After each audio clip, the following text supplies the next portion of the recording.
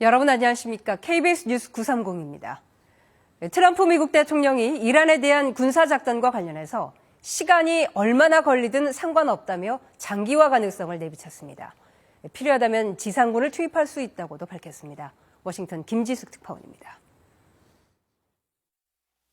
이란 공격 개시 이후 처음으로 공개석상에 등장한 트럼프 대통령. 먼저 이란의 핵 프로그램과 탄도미사일 전력이 미국 본토를 위협하기 직전이었다며 이번 작전의 배경을 다시 한번 설명했습니다. We warned Iran not to make any attempt to rebuild at a different location because they were unable to use the ones that we so powerfully blew up. But they ignored those warnings and refused to cease their pursuit of nuclear weapons. 이란의 미사일 능력 파괴와 해군력 제압, 핵무기 보유 차단 등 4가지 목표도 언급했습니다. 특히 시간이 얼마나 걸리든 상관없다면서 경우에 따라 장기전까지 염두에 두고 있음을 드러냈습니다. From the beginning, we projected 4 to 5 weeks, but we have capability to go far longer than that. We'll do it. 뉴욕 포스트와의 인터뷰에선 지상군 투입 가능성까지 시사했습니다. 트럼프 대통령은 모든 대통령이 지상군은 투입되지 않을 것이다라고 말해왔지만 자신은 지상군 투입에 대해 두려움을 느끼지 않는다며 필요하다면 투입할 수도 있다고 밝혔습니다. 미국인 대다수가 이란 공습에 반대한다는 여론조사 결과에 대해서도 자신은 옳은 일을 해야 한다고 잘라 말했습니다. 여론조사가 중요한 게 아니라며 미치광이들이 통치해온 이란이 핵무기를 보유하도록 방치할 순 없다고 강조했습니다. 미 국방부도 이번 작전의 초기 성과를 설명하며 이란 내 1000개 이상의 목표물을 타격했다고 밝혔습니다. 트럼프 대통령은 큰 파도는 아직 일어나지도 않았다면서 더 강력한 공세에 나설 수 있다고 경고했습니다. 다만 중간 선거를 앞두고 급등한 국제 유가 등은 트럼프 행정부의 정치적 부담으로 작용할 수 있습니다. 워싱턴에서 KBS 뉴스 김지숙입니다. 이란의 공격에 걸프 지역의 에너지 시설들이 가동을 중단했습니다. 걸프 국가들이 반발하자 이란은 미국 시설을 겨냥한 거라고 한 발 물러났습니다. 두바이 김계영 특파원이 보도합니다. 카타르가 세계 최대 LNG 시설의 가동을 중단했다고 밝혔습니다. 국영기업 카타르 에너지에 따르면 세계 최대 LNG 수출 단지 라스라판이 현지 시각 어제 이란 드론의 공격을 받아 액화 천연가스 생산이 중단됐습니다. 카타르는 전 세계 LNG 공급의 20%를 차지하는데 한국을 포함한 아시아와 유럽 국가들이 주요 수입국입니다. 사우디아라비아도 정유시설 가동을 중단했습니다. 동부해안 라스 타누라에 있는 사우디 최대 정유시설로 접근한 이란 드론을 요격하는 과정에서 불이 나 정유시설이 가동을 중단했습니다. 이 시설은 하루 55만 배럴의 처리 능력을 갖췄습니다. 연쇄 공격의 여파로 국제 원유 가격과 LNG 가격이 폭등하는 등 시장이 요동쳤습니다. 지난달 28일 전쟁 발발 이후 이란의 집중 공격을 받고 있는 GCC, 즉 걸프협력회의 국가들은 지난 1일 이란을 강력히 비난하면서 군사적 대응에 나설 수 있다고 경고했습니다. 아랍에미리트는 지난 4월간 600개가 넘는 미사일과 드론 공격을 받아 3명이 숨지고 58명이 다쳤습니다. 이란은 걸프 지역 에너지 시설을 노린 게 아니라고 해명하면서도 미국과 이스라엘의 자산은 어디든 공격 목표라고 강조했습니다. 한편 쿠웨이트에서 작전 중이던 미군 F-15 전투기 세대가 쿠웨이트군의 오발로 추락했습니다. 조종사를 포함해 탑승자 6명은 모두 안전하게 비상탈출했으며 양호한 상태라고 미군 측은 설명했습니다. 이번 전쟁으로 중동 하늘길이 사흘째 마비된 가운데 아랍에미리트 일부 항공사는 부분 운항을 재개했습니다. 두바이에서 KBS 뉴스 김계영입니다. 이란 사태에도 불구하고 밤새 뉴욕 증시에 큰 충격은 없었습니다. 경제 전반에 대한 충격보다는 유가 상승으로 인한 물가에 대한 우려가 컸습니다. 뉴욕 박일중 특파원입니다. 미국과 이스라엘의 대이란 군사작전 후 처음 열린 뉴욕 주식시장의 주요 주가지수는 1% 안팎 하락한 채 출발했습니다. 이란 사태 확산에 따른 불안감을 반영한 움직임이었습니다. 하지만 나스닥 지수가 오전부터 상승세로 돌아섰고 3대 지수는 혼조세로 마감했습니다. 공포지수라 불리는 변동성 지수도 장 초반엔 급등했지만 점차 상승폭을 크게 줄였습니다. 미 국채 금리 역시 장이 열리기 전 예상과는 반대로 움직였습니다. 안전자산을 찾는 투자금이 몰리면서 금리가 낮아질 것으로 예상됐지만 상승 마감했습니다. 경제 전반에 대한 충격보다는 에너지 가격 상승으로 인한 물가 상승과 이에 따른 금리 인하 지연에 대한 우려가 더 컸습니다. 상승폭을 줄이긴 했지만 국제유가는 4년 전 러시아의 우크라이나 침공 이후 가장 큰 오름세를 보였습니다. 현재 금리 선물 시장에서 올해 세 번째 금리 인하에 대한 기대는 30% 수준으로 낮아졌습니다. 다만 양측의 대응 수위에 따라 에너지 시장과 금융시장의 불안 가능성은 여전히 남아 있습니다. There's so much uncertainty at the moment, and we really don't know where we're going to be even a few hours from now when it comes to the geopolitical situation. So it's really hard to put absolute numbers on things. 달러화가 강세를 보이면서 달러화에 대한 원화 환율이 역외 시장에서 20원 이상 급등하기도 했습니다. 에너지 수입 의존도가 높을수록 경제적 충격이 더 클 것으로 예상되기 때문입니다. 뉴욕에서 KBS 뉴스 박일중입니다. 호르무즈 해협이 봉쇄되면서 국제유가가 요동치고 있습니다. 이 같은 영향으로 주요국의 증시가 출렁였는데요. 우리 증시에도 단기적 충격은 불가피해 보입니다. 방준원 기자입니다. 주유소로 들어오려는 차량이 꼬리를 물고 길게 늘어섰습니다. 휘발유가 리터당 1,600원대. 서울 평균보다 저렴한 주유소로 사람들이 몰린 건데 대부분 이란 공습 뉴스를 보고 유가 상승이 걱정돼 기름을 넣으러 왔다는 반응입니다. 평상시에는 한 5만 원 정도 주유를 하고 있는데요. 지금 2배 해서 10만 원 넣었어요. 이란에 대한 대규모 공습 이후 첫 거래일, 국제유가는 장 초반 일제히 급등했습니다. 북해산 브렌트유 선물은 한때 배럴당 82달러 선을 넘었고 미국 서부 텍사스유도 장 초반 75달러까지 치솟았습니다. 주요국 증시도 충격을 피하지 못했습니다. 일본 니케이 지수는 전 거래일보다 1.35% 떨어졌고 타이완 가권 지수는 0.9%, 홍콩 항생 지수는 2.14% 하락 마감했습니다. 지난주 코스피 6,000포인트를 넘긴 우리 증시에도 영향이 불가피할 전망입니다.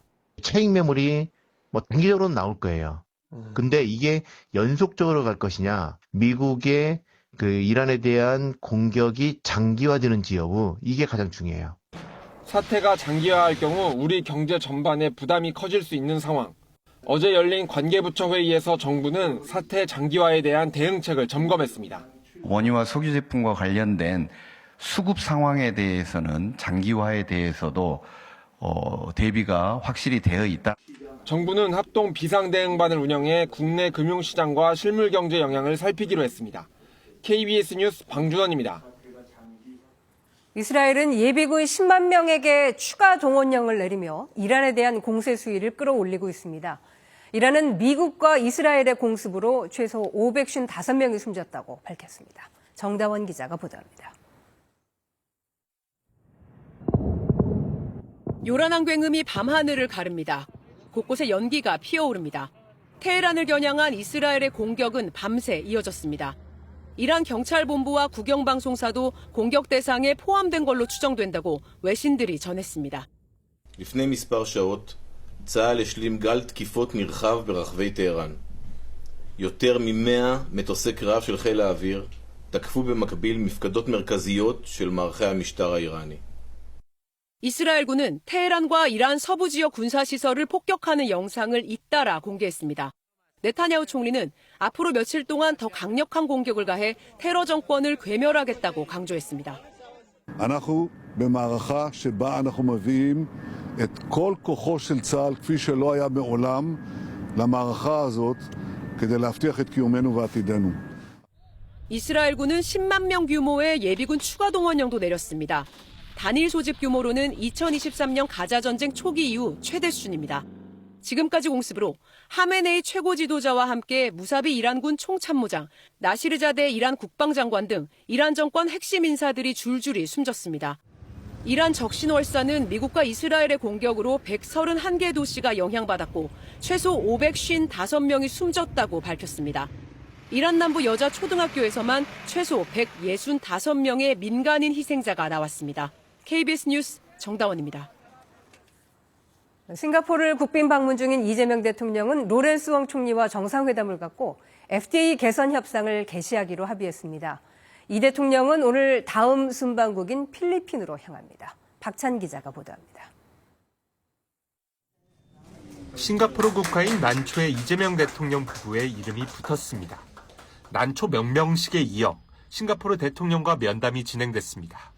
이 자리에서 이 대통령은 싱가포르의 부동산 정책을 많이 배워가야겠다고 했고, 이 좋은 국토에서 중요한 경제적 성장을 이뤄냈으면서도 주택 문제나 부동산 문제로 전혀 사회 문제가 되지 않고 있다. 격변하는 국제 정색 속 양국 협력의 중요성에도 공감대를 형성했습니다. become now completely unpredictable. And it's all the more important that friends like Korea and Singapore strengthen our relationship. 이 대통령은 이어 로렌스 웡 총리와 정상회담을 갖고 한 싱가포르 FTA를 통상환경 변화에 맞춰 개선하기로 합의했습니다. 인공지능과 소형 모듈 원자료 SMR 등 첨단 분야 협력 강화를 위한 MOU 5건도 체결됐습니다. 인공지능, 원전, 첨단 과학기술 등 미래 유망 분야로까지 양국 간 협력의 지평을 더욱 확장해 나갈 수 있기를 기대합니다. Singapore is studying the potential of nuclear energy as part of our longer-term energy mix. 국빈만찬은 2018년 1차 북미 정상회담이 이루어졌던 카펠라 호텔에서 열렸습니다. 모두를 위하여 건배. 이 대통령은 남북 대화의 장을 열고 한반도 평화 진전을 위한 노력에 전폭적 지지를 보내달라고 당부했습니다. 이 대통령은 싱가포르 일정을 마치고 오늘 올해 아세안 의장국인 필리핀을 국빈 방문해 순방 일정을 이어갑니다. 싱가포르에서 KBS 뉴스 박찬입니다. 이재명 대통령이 어제 기획예산처 장관 후보자에 사선의 박홍근 민주당 의원을 지명했습니다. 해양수산부 장관 후보자에는 황종우 한국해사협력센터 국제협력위원장이 지명됐습니다. 보도에 이희연 기자입니다. 이재명 대통령이 기획예산처 장관 후보자로 더불어민주당 사선 박홍근 의원을 지명했습니다. 이해운 후보자 낙마 한 달여 만입니다. 국회 예결위원장 등을 지낸 예산정책 전문가, 국정기획위원회에서 정부 조직 개편을 주도한 점 등을 발탁 배경으로 꼽았습니다. 정부의 청사진을 그려온 정부 예산을 이끌 적임자입니다. 통일교 의혹으로 자진 사퇴한 전재수 해양수산부 장관 후임에는 부산 출신 황종우 한국해사협력센터 국제협력위원장이 후보자로 지명됐습니다. 북극 항로 시대를 주도하고 해양 수도 완성을 차질 없이 국민권익위원장의 정의련 변호사가 진실화해를 위한 과거사정리위원장에는 송상교 전 진실화해의 사무처장이 각각 기용됐고 중앙선관위원 후보자로는 윤광일 숙명여대 교수와 전현정 변호사가 나란히 지명됐습니다. 대통령 직속 규제합리화위원회 부위원장에는 박용진 전 민주당 의원 등이 발탁됐습니다. 이 대통령의 실용주의 인사기조가 이어졌다는 평가가 나오는 가운데 국민의힘은 철학, 기준 없는 인사라며 특히 박홍근 기획예산처 장관 후보자 지명은 재정 건전성을 포기한 회전문 인사라고 비판했습니다. KBS 뉴스 이희연입니다. 공천헌금 의혹의 당사자인 강선우 의원과 김경 전 서울시 의원이 오늘 구속영장 심사를 받습니다. 구속 여부는 이르면 오늘 밤 결정될 것으로 보입니다. 이원희 기자입니다. 1억 공천헌금 의혹 당사자인 무소속 강선우 의원과 김경 전 서울시 의원, 서울중앙지법은 오늘 두 사람에 대한 구속영장 심사를 각각 진행합니다. 이들은 2022년 지방선거를 앞두고 김 전 시의원 공천을 대가로 1억 원을 주고받은 혐의를 받습니다. 김 전 시의원은 경찰에 자수서를 제출해 금품을 건넨 사실 등을 인정했습니다. 반면 강 의원은 금품인 줄 몰랐고 알고 나서는 모두 반환했다는 입장입니다. 엇갈린 두 사람의 주장을 법원이 어떻게 받아들이냐에 따라 구속심사 결과도 달라질 걸로 예상됩니다. 해당 의혹은 2012년 4월 강 의원이 김 전 시의원으로부터 1억 원을 받아 보관하고 있다는 녹취가 공개되면서 촉발됐습니다. 어쨌든 그 1억 이렇게 그 돈을 갖다가 받은 걸 지금 사무국장이 그렇게 보관하고 있었다는 거 아닙니까? 의원님이 정말 그냥 아무 생각이 없었던 거죠. 강 의원은 지난달 국회에서 체포동의안이 통과돼 현역 의원임에도 법원 심사를 받게 됐습니다. 1억은 제 정치 생명을, 제 인생을 걸 어떤 가치도 없습니다. 구속영장 심사 결과는 이르면 오늘 밤 나올 걸로 보입니다. KBS 뉴스 이원입니다. 이번엔 KB증권 연결해서 오늘의 주식시장 알아보겠습니다.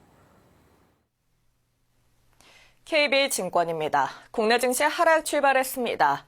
코스피 시장 6,100선을 내주는 등 이틀째 하락 중이고 코스닥 시장도 1% 넘는 하락세를 보이고 있습니다. 이 시각 현재 코스피는 79.32포인트 하락한 6,164.81에 코스닥은 10.81포인트 밀린 1,181.97에 거래되고 있습니다. 간밤 미국 증시는 개파락 출발했지만 미국과 이란 간의 전면전 개시가 오히려 불확실성 해소로 해석되며 낙폭을 축소하며 혼조 마감했습니다. 코스피 시장 수급에서 개인과 기관은 순매수 중이고 외국인은 매도하고 있습니다. 삼성전자와 SK하이닉스 이틀 연속 하락하는 등 현대차와 LG에너지솔루션을 비롯한 대형주 약세가 뚜렷합니다. 하락장 속에서도 흥하해운 상한가를, 국제유가 급등의 S-오일 등 정유주, 한화 에어로스페이스와 LIG 넥스원 등 방산주 상승이 두드러집니다. 코스닥 시장에서는 펄어비스와 스피어 강세입니다. 이 시각 현재 달러화에 대한 원화 환율은 1,463원 30전에 거래되고 있습니다. 지금까지 KB증권이었습니다. 국내 주식만 300조 원을 불리는 초대형 고래인 국민연금은 항상 외국계 투자사와의 분쟁 가능성이 복병이었습니다. 하지만 최근 엘리엇과의 분쟁 승소로 외국계 투자자들의 무분별한 압박에서 한시름 덜게 됐다는 평가입니다. 그 의미를 김우진 기자가 보도합니다. 300조 원이 넘는 자금력을 바탕으로 고려아이언 등 주요 기업 경영권 분쟁에서 캐스팅 보트를 지었던 국민연금. 코스피 6000 시대 그 역할은 더 중요해졌습니다. 주주로서 보다 적극적인 목소리를 내야 한다는 주장도 힘을 받고 있습니다. 의결권이나 이런 건 행사하지 않는데 제대로 이제 행사하자. 예. 실제로 그렇게 할 건가요? 다만 외국계 투자자들의 소송 가능성은 국민연금의 적극적 의결권 행사에 걸림돌이었습니다. 삼성물산과 제일모직 합병 과정에서 손해를 봤다며 2018년 1조 원대 소송을 냈던 엘리엇 사태가 대표적입니다. 하지만 7년여 만에 국민연금과 국가는 별개라는 국제 판례를 이끌어내며 최대 1,600억 원대 배상금을 아낄 수 있게 됐습니다. 국민연금이 국가기관이 아니라는 사실을 국제법적으로도 명확히 하였고 국민연금기금이 보다 독립적이고 자율적으로 안전하게 운영될 수 있는 기틀을 마련했습니다. 앞으로 외국계 투자회사가 국민연금의 투자 행위 등을 이유로 대한민국 정부를 상대한 소송을 내려면 정부가 국민연금의 의사결정 과정에 개입했다는 점부터 증명해야 할 전망입니다. 그러니까 아주 좁은 경우에만 인정된다는 것이 확인됐다 하는 의미에서 굉장히 중요한 의미가 있는 거죠. 무분별한 ISDS 소송을 차단하는 효과까지 고려하면 이번 승소의 가치는 수조 원이 넘을 것이란 분석도 나옵니다. KBS 뉴스 김우준입니다. 어젯밤 경기도 고양시에 있는 자동차 정비소에서 불이 나 건물 5개 동이 모두 불에 탔습니다. 서해안 고속도로에서는 빗길 연쇄 추돌 사고가 있었습니다. 사건 사고 이수민 기자가 보도합니다. 여기 어디야? 뜨거워. 시뻘건 불길이 타오르고 시커먼 연기가 하늘을 뒤덮었습니다. 어제 저녁 6시 40분쯤 경기 고양시 벚꽃동의 한 자동차 정비소에서 불이 났습니다. 거센 불길이 옆 건물들로 번졌고 5개 동을 모두 태운 뒤 3시간여 만에 꺼졌습니다. 불이 날 당시 건물 안에 있던 10명이 급히 대피하면서 인명피해는 발생하지 않았습니다. 불이 나자 고양시는 재난 문자를 통해 인근 주민들에게 화재 현장에서 먼 곳으로 이동할 것과 차량 우회를 당부했습니다. 비상 깜빡이가 켜진 차량 2대 사이 차 한 대가 형체를 알아볼 수 없을 정도로 앞쪽이 찌그러졌습니다. 어젯밤 10시 반쯤 서해안 고속도로 서평택 분기점 인근에서 서울 방향으로 달리던 승용차 한 대가 빗길에 미끄러지면서 중앙분리대를 들이받았습니다. 이어 뒤따르던 소형 SUV 등 차량 2대가 멈춰 서 있는 차량을 제대로 발견하지 못해 잇따라 추돌했습니다. 이 사고로 소형 SUV 운전자인 20대 남성이 다쳐 병원으로 옮겨졌습니다. 어제 저녁 8시 반쯤엔 충남 천안시의 한 건강식품 제조업체에서 불이 났습니다. 소방당국은 인력과 장비를 투입해 1시간 40분 만에 큰 불길을 잡았습니다. 경찰과 소방당국은 정확한 화재 원인 등을 조사하고 있습니다. KBS 뉴스 이수민입니다. 온라인 사기 범죄가 기승을 부렸던 캄보디아에서는 당국의 대대적인 단속으로 상당수의 조직이 자취를 감췄습니다. 현지에 파견된 코리아 전담반이 90여 명의 조직원을 국내로 송환하는 성과를 올렸는데요. 최근의 상황은 어떤지 정윤섭 특파원이 전합니다. 캄보디아 남부 캄폿의 한 온라인 사기 범죄 단지. 온갖 서류 뭉치와 집기들이 흩어져 있고 피해자를 속이던 가짜 경찰서 세트장도 그대로 남아 있습니다. 이 지역에서 범죄 단지 30여 곳을 적발했다며 캄보디아 수사당국이 성과를 홍보하기 위해 공개한 현장입니다. 캄보디아 정부는 지난해부터 2,500여 곳을 단속해 조직원 3만여 명을 추방했고 온라인 사기 범죄도 절반으로 줄었다고 주장했습니다. នៅកាលកំណត់មួយជាក់លាក់នៃការបោះសម្អាតបណ្ដាទីតាំងទាំង compound scam ក៏ដូចទីតាំងផ្សេងទៀត 지난해 말 파견된 코리아 전담반도 연일 성과를 전해오고 있습니다. 지난달까지 한국인 조직원 145명을 검거해 97명을 송환했습니다.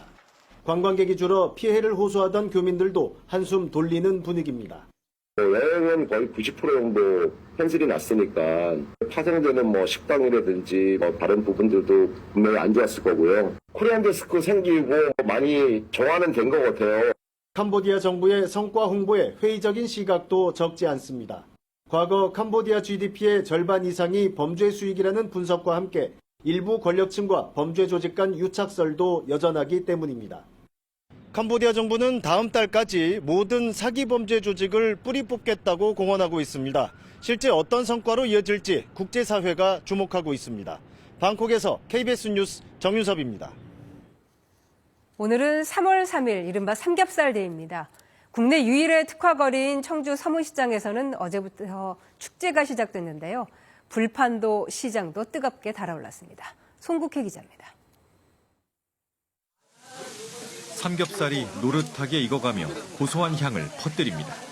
고기를 뒤집어 서로 나누는 사이 잔이 부딪히고 웃음소리가 자연스럽게 번집니다.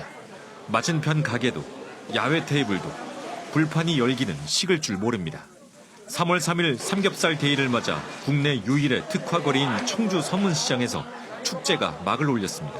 상인들은 한껏 달아오른 장터 분위기를 실감합니다. 여러 사람들이 많이 오니까 너무너무 좋고요. 여러 상인들 다 대박 났으면 좋겠습니다. 특히 눈길을 끈 건 삼겹살과 목살 2kg을 25,000원에 판매하는 한돈 할인 판매장. 궂은 날씨에도 전국 곳곳에서 찾아온 손님들이 기회를 놓칠 수 없다는 듯 길게 줄을 섰습니다. 되는 대로 다 많이 살 거고요. 그리고 사서 뭐 하실 거예요? 사서 저희 아이들이랑 같이 구워 먹으려고요. 올해는 삼겹살과 곁들이기 좋은 버섯 등 지역 농산물 장터도 함께 열렸습니다.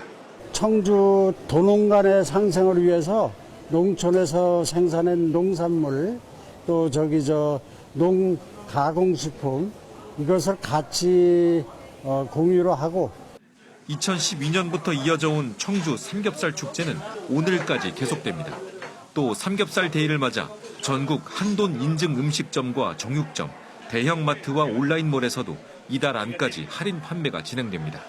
KBS 뉴스 송국혜입니다. 광주와 전남이 분리된 지 40년 만에 다시 통합됩니다.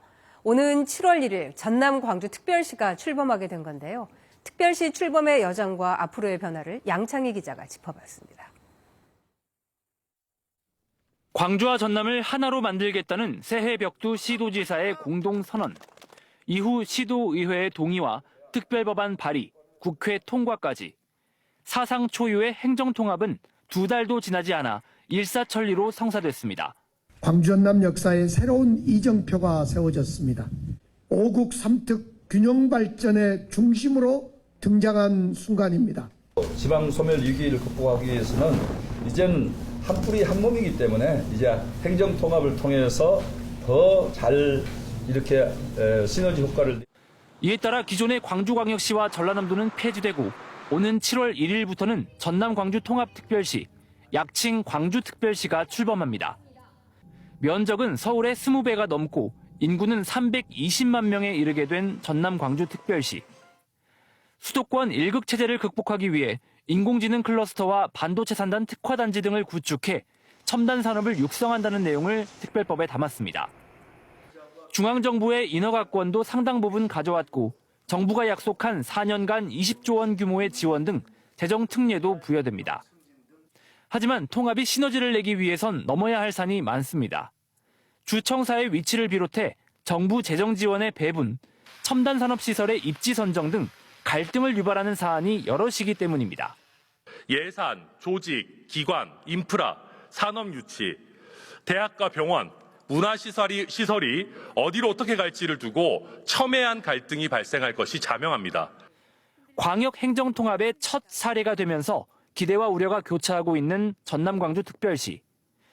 정부는 국무총리 소속의 통합특별시 지원위원회를, 광주시와 전남도는 실무준비단을 꾸려 구체적 준비에 나설 계획입니다. KBS 뉴스 양창입니다.